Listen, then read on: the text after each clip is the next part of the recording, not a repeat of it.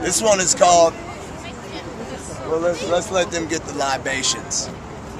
Let's let them get the libations.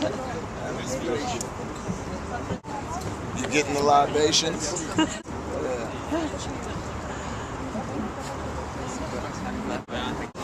Un, deux, trois. He who is of the strings taps his foot as he sings, seated there before his Eurydice, who watches with ears and heart to the story of hers and his, tied as any gift is, with strings that emit tracks as onto a railroad, where his song then be the train, each word a passenger or perhaps luggage, for the passenger is the traveler who possesses the story that travels into us. But the born again, Orphe and Eurydice, who this time finally know how to avoid the snake that animates the gates.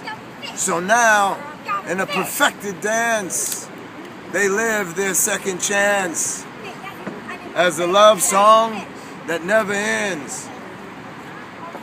Forever. Yeah. There we go.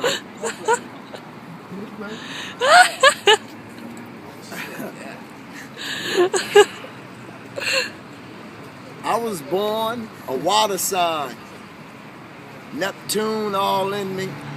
I refused to be born. Yes, I was 1 month late. I didn't leave my mother until she visited the shamans before the gate. Then she walked round that lake, all Mercury with me. I was born with a caduceus birthmark and a Choctaw grin. No hands, just fins. A weird long baby beard and peeling skin. My mother dreamed of wells, Uriels, Tehu, Neptune, Mayat's burials, and all of them. I, me, him, a water child. When it rains, I never use umbrellas. I'm a water man. I keep the earth together. All the seers already know, so I really ain't got nothing to tell you.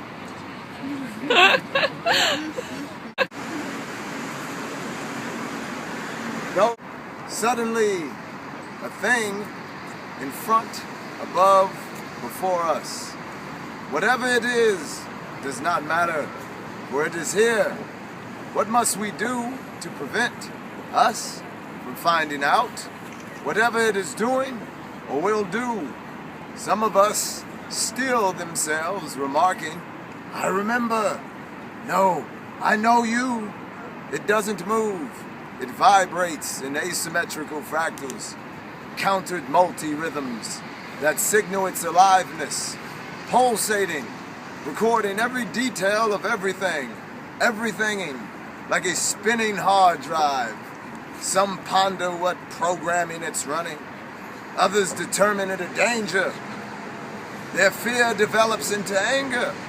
Weapons drawn. Let it no longer be. The threat is detected.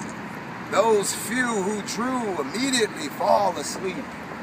Those still woke watch and witness a being materialize, whose aura and vibe has always been with us. On the verge of applauding, they all lose functions. Into the river, they enter the Grand Abduction.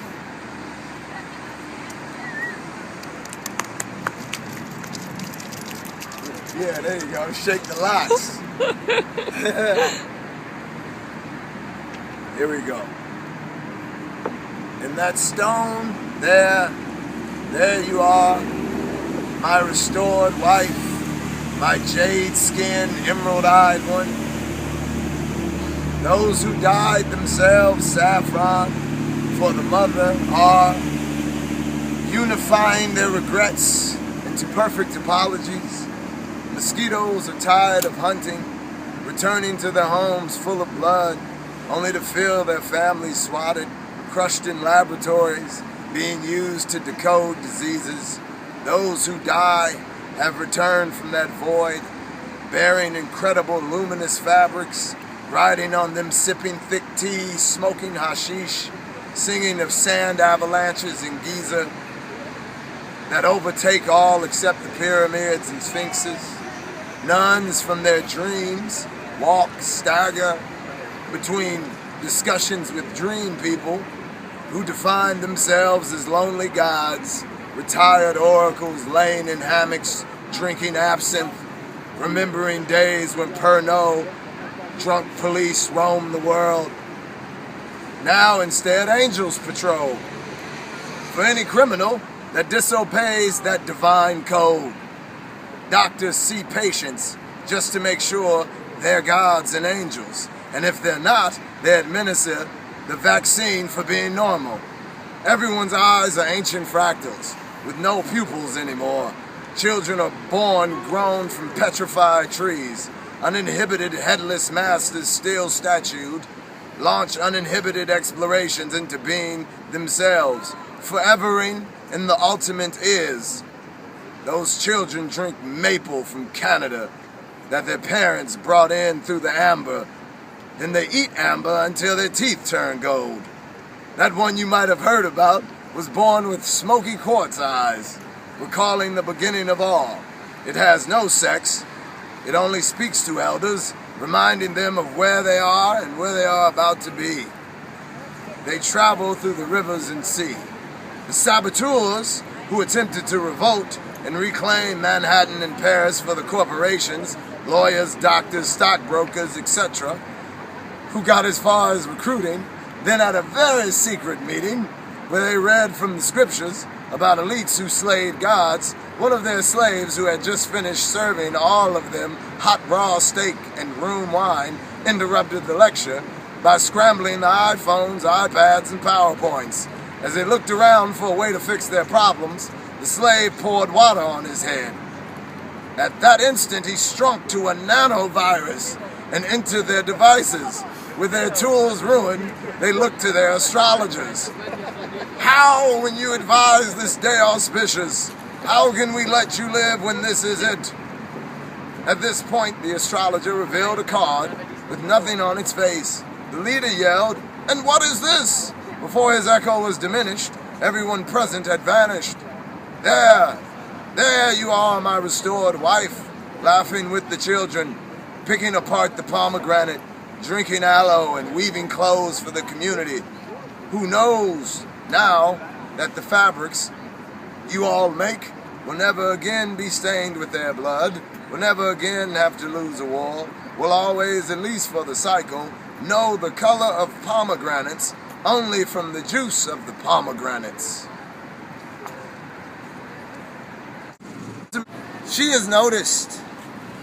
It is noticed. For the glow is observed.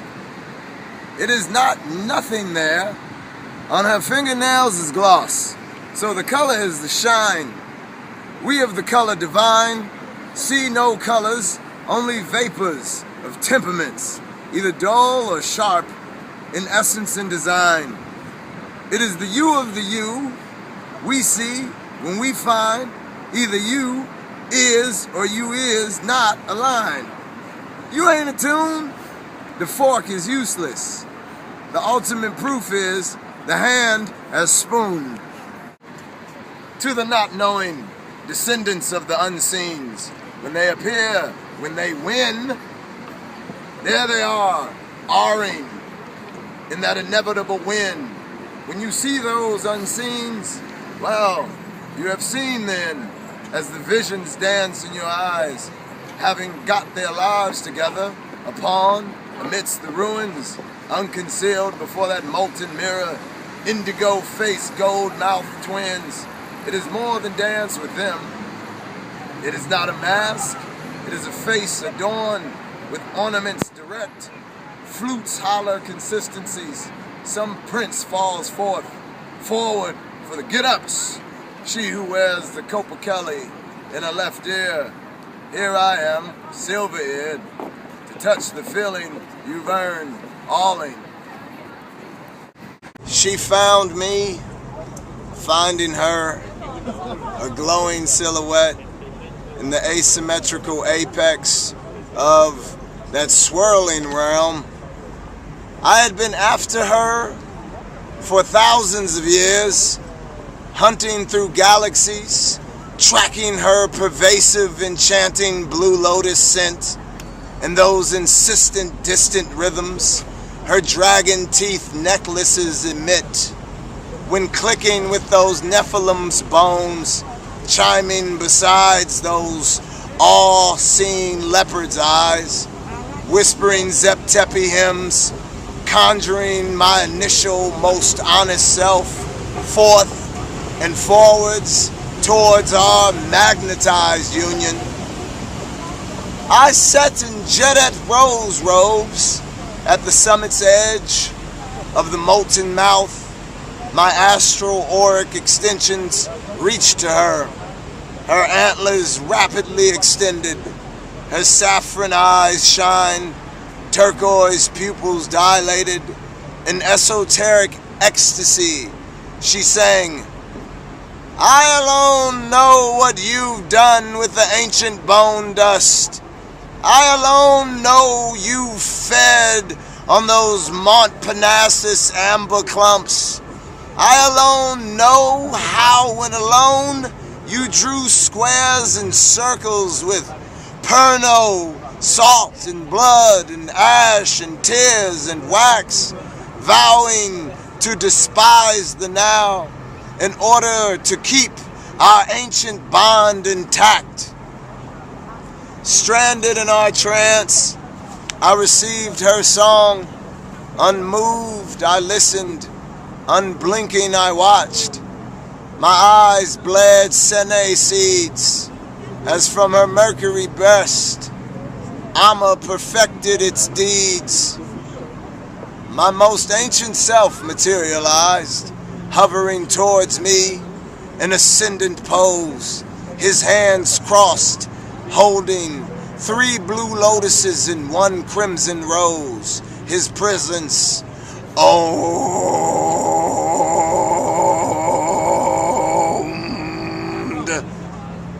His onyx torso cracked as he breathed, his sandstone lips parted from his slight grin.